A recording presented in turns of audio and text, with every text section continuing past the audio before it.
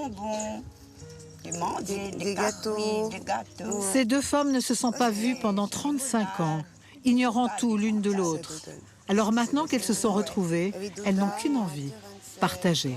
Simon est encore vivant. Il va essayer de rattraper le temps perdu. Trouver la relation mère-fille, c'est-à-dire d'avoir confiance l'un en l'autre. C'est surtout ça. Il faut attraper le temps perdu avec le vrai maman. Voilà, ouais. Sa vraie maman, car Marie-Judith est la mère biologique de Marie-Thérèse. En revanche, elle ne l'a pas élevée. Et pour cause, Marie-Thérèse lui a été enlevée. Elle est au cœur de ce qu'elle appelle une affaire d'État. Au départ, un plan de migration établi dans les années 60 pour envoyer en métropole des centaines d'enfants originaires de La Réunion. Un programme qui aurait connu certaines dérives. Il n'y a pas « j'en veux à l'État » si ça me pourrit l'existence. Oui, là, je peux le dire. On a enlevé ces enfants et on les a envoyés, exportés ou importés à des milliers de kilomètres de là, sans aucun espoir de retour. C'est une décision politique qui est une erreur fondamentale. Voilà. Un scandale, ça éclate, il y a le scandale, puis après, il n'y a plus rien. Que là, c'est une tragédie. Alors comment et pourquoi Marie-Thérèse a-t-elle été enlevée à sa mère? Elle a bien l'intention de se battre pour faire éclater la vérité.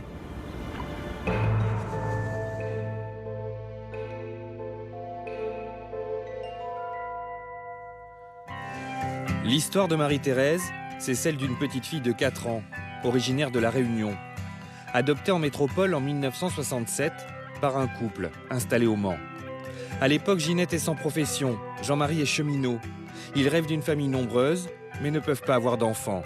Alors, ils en adoptent 6. 4 petits réunionnais et 2 métropolitains. Pascal, c'est l'aîné de la fratrie. La voici aujourd'hui, avec son frère Fabrice et sa sœur Marie-Thérèse. Elle se souvient très bien de l'arrivée de la petite réunionnaise. Elle avait 8 ans, Marie-Thérèse en avait 4 quand elle a rejoint la famille. Je me souviens de la voir arriver toute jolie, avec des joues flues. Enfin voilà, c'était vraiment belle, quoi. Je l'ai toujours. Mais ouais, ça c'était de l'émotion. J'allais avoir une petite sœur. Donc voilà, c'était la famille qui s'agrandissait. Et les parents n'ont jamais caché aux enfants la vérité sur leurs origines. On a toujours su qu'on avait été abandonnés et qu'ils nous ont adoptés. Pour moi, il n'y avait pas d'autre histoire. Marie-Thérèse a toujours eu comme explication sur son abandon que sa mère biologique était trop pauvre pour l'élever. On aurait par la suite perdu sa trace, elle n'a jamais su si elle était encore en vie. Ses parents adoptifs lui ont donné un autre prénom, Dominique. Elle grandit dans une famille heureuse et aimante. Elle part en vacances à la mer où elle s'amuse beaucoup avec tous ses frères et sœurs. Et puis les années passent. Elle devient enquêtrice pour un institut, se marie plusieurs fois, devient maman. Bref, elle vit sa vie de métropolitaine sans chercher à en savoir plus sur ses origines. À un détail près, elle s'est toujours demandé pourquoi ses parents étaient allés la chercher à Guéret dans la Creuse et non à La Réunion.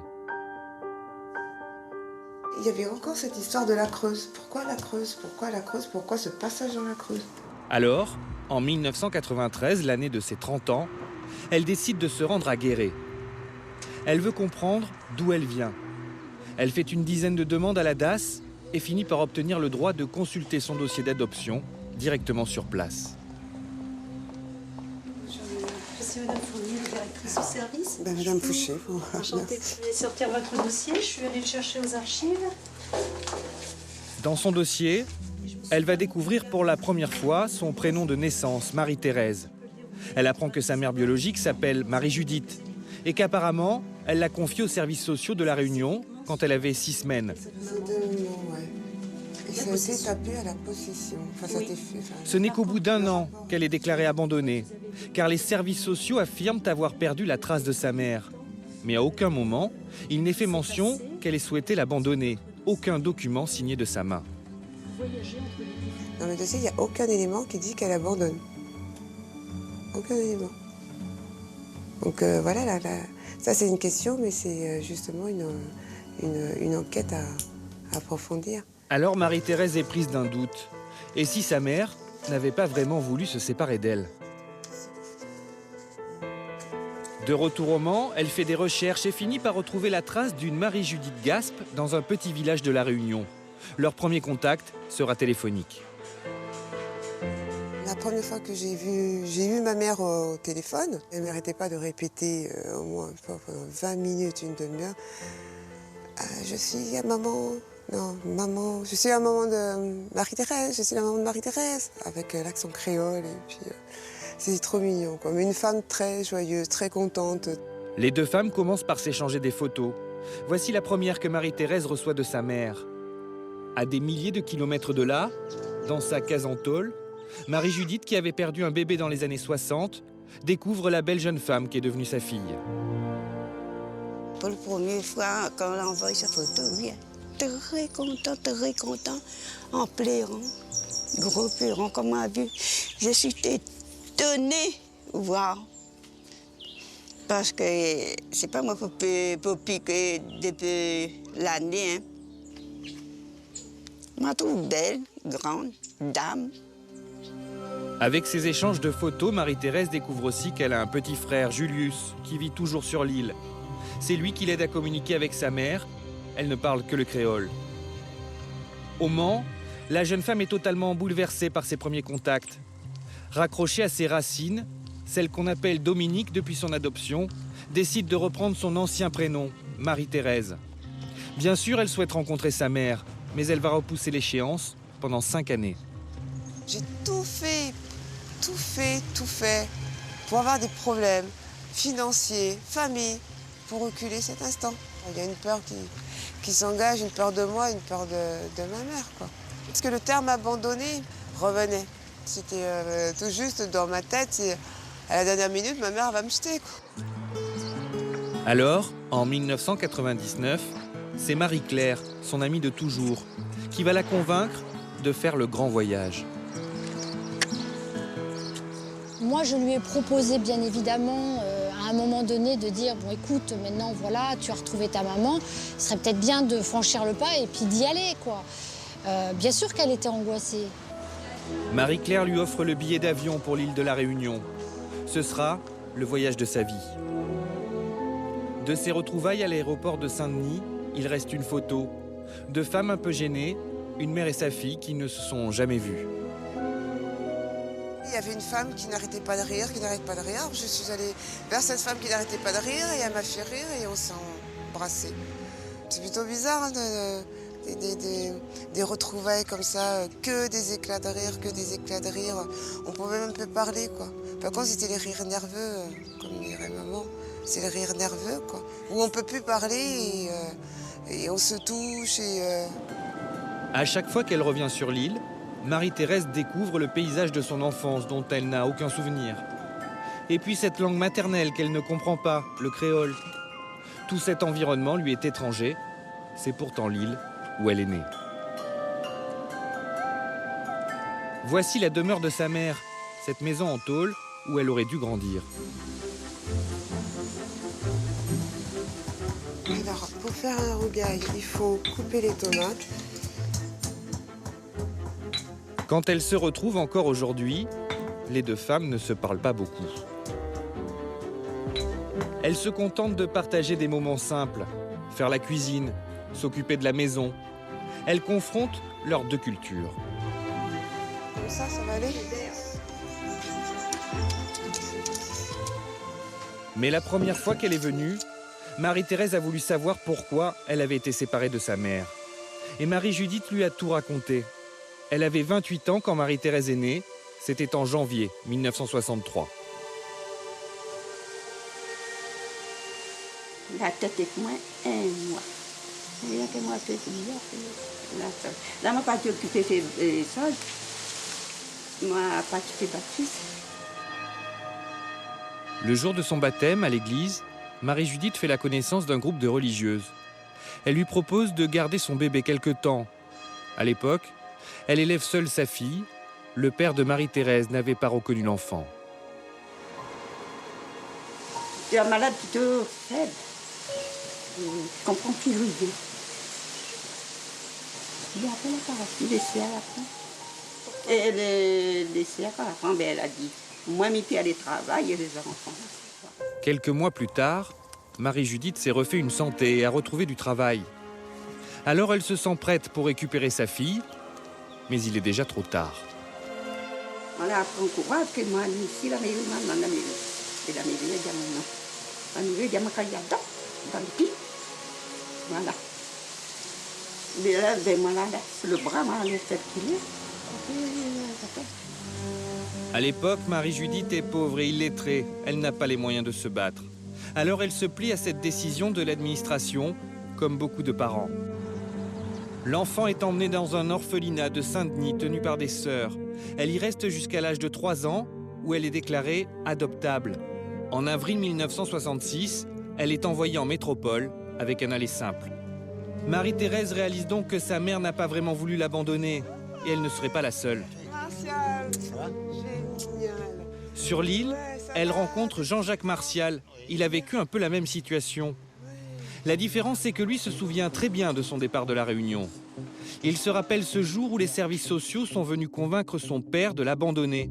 Il avait 6 ans à l'époque. C'était mieux pour lui, soi-disant. On lui promettait un avenir meilleur en métropole. Son père avait accepté de signer l'acte d'abandon d'une simple empreinte de son index. Ne sachant ni lire ni écrire, que pouvait-il y comprendre? Quand j'étais enlevé par les gardes champêtres et puis le service de la DAS embarqué dans la fameuse 2 chevaux camionnette, avec force, je savais que c'était la fin de la vie gérianaise. Je savais que je ne verrais plus ma famille. C'était fini. Mais je partais de ne sais pas où. Ce qui est arrivé à Jean-Jacques et Marie-Thérèse était tout à fait légal. C'était le fruit d'une politique imaginée par Michel Debré. En 1963, lorsqu'il est élu député de La Réunion, il s'inquiète de la pauvreté du pays. Je connais, et en métropole on connaît, vos difficultés, vos problèmes. On sait qu'il existe encore ici beaucoup de misère. Au même moment, en métropole, les campagnes se vident. Alors Michel Debré va proposer une solution arithmétique. Envoyer des petits Réunionnais repeupler la campagne française et leur offrir du même coup un avenir meilleur. Au total, pendant 15 ans, 1630 enfants réunionnais, âgés de 6 mois à 16 ans, vont être embarqués pour la Creuse, leur point de chute en métropole. Tous sont déclarés abandonnés. Mais il semblerait que dans certains cas, les autorités aient quelque peu forcé la main des parents. Au départ, il s'agissait seulement d'envoyer des enfants orphelins. Mais en 68, le préfet de La Réunion envoie un courrier à Michel Debré, lui expliquant qu'ils ont du mal à remplir les objectifs à cause du nombre de véritables pupilles très limité à La Réunion. Une autre solution serait donc de mettre en place une campagne de conviction auprès des adultes réunionnais ayant la garde des enfants. On a dit aux parents que leurs enfants venaient en métropole pour faire des études supérieures de médecine, d'avocat, dentiste, etc. Et puis après que tous les ans, ils reviendraient en vacances. Les parents ont applaudi de deux mains, ils ont signé de deux mains. Mais aucun de ces enfants n'est revenu pour les vacances. Pour mieux comprendre, Marie-Thérèse retourne en métropole, dans la Creuse. C'est ici, dans ce centre de la DAS à Guéret, que tous les enfants réunionnais étaient accueillis avant d'être envoyés dans des familles d'accueil ou d'adoption. Comme Marie-Thérèse, Lydie a vécu dans ce centre. Elle avait 14 ans à l'époque et était chargée d'accueillir les nouveaux arrivants.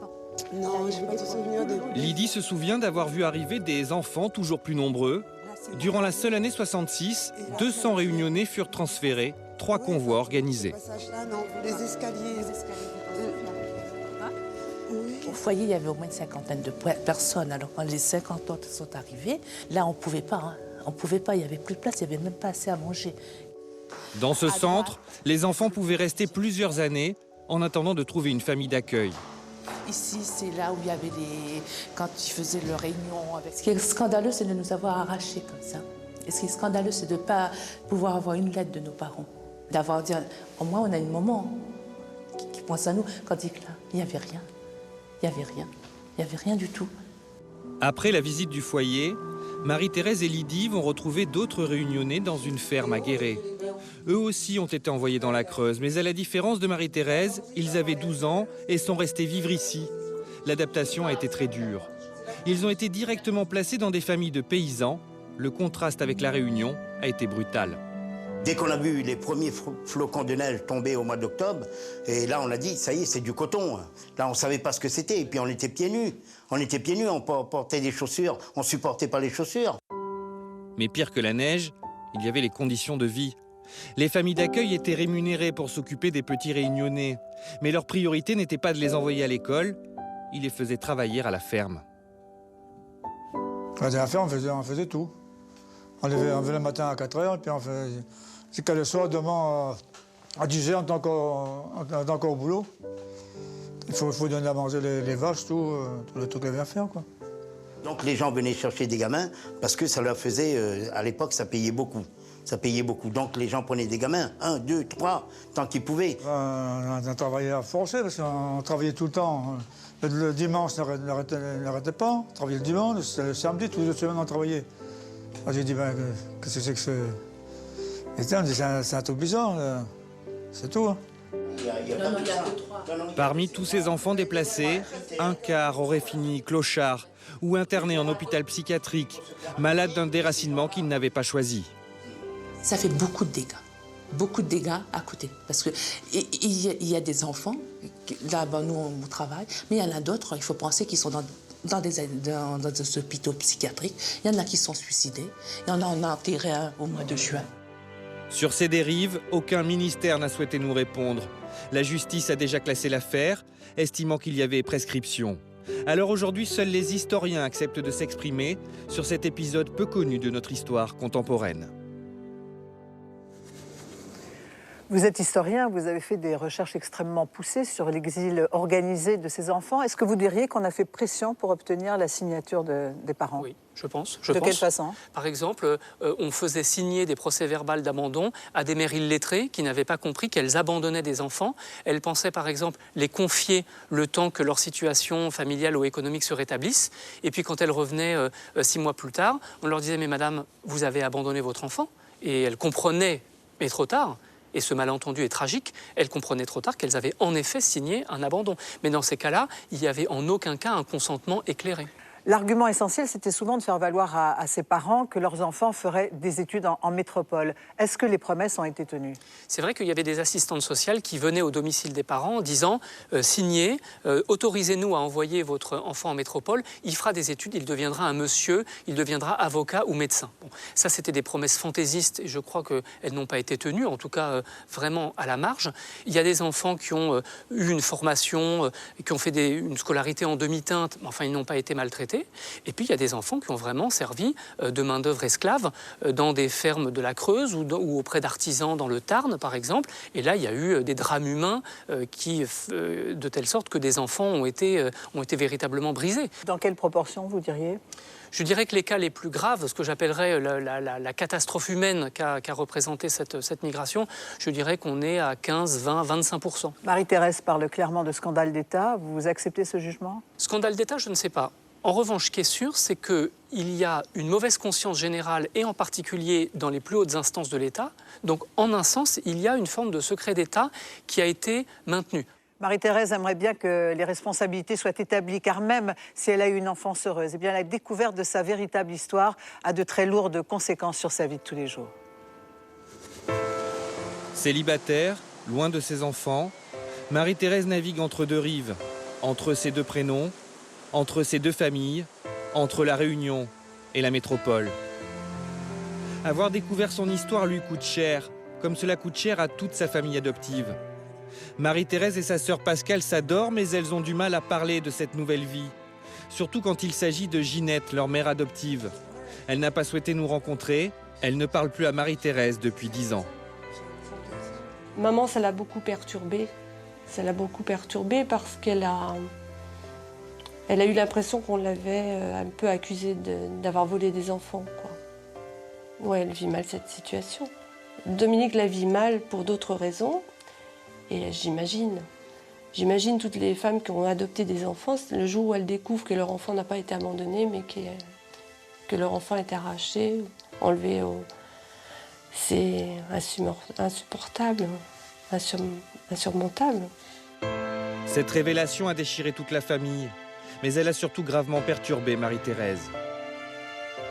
C'est d'abord Dominique pour nous, Marie-Thérèse pour elle, qui prend beaucoup de place. Et en même temps, je respecte la place qu'elle lui donne. Mais on sent bien que c'est carrément ce qui l'empêche d'avancer dans sa vie de femme, quoi. C'est-à-dire ? Elle ne se stabilise pas, elle n'arrive pas à se poser, à être calme. Marie-Thérèse passe désormais la moitié de son temps à la Réunion.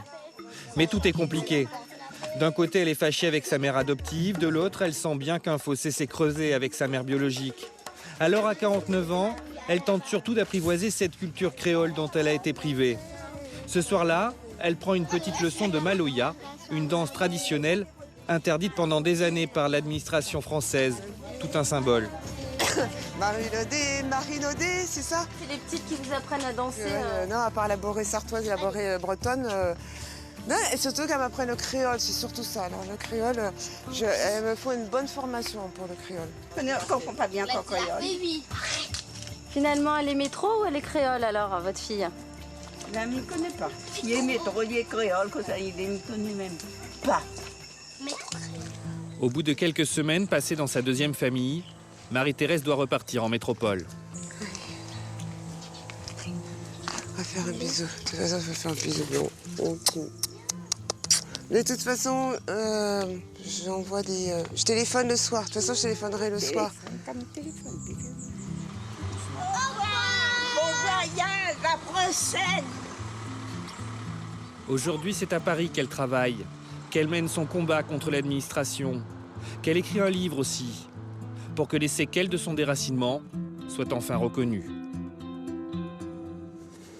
C'est la fin de cette émission. Je vous remercie de l'avoir suivie. J'aurai le plaisir de vous retrouver le mois prochain. Excellente fin de soirée sur France 2.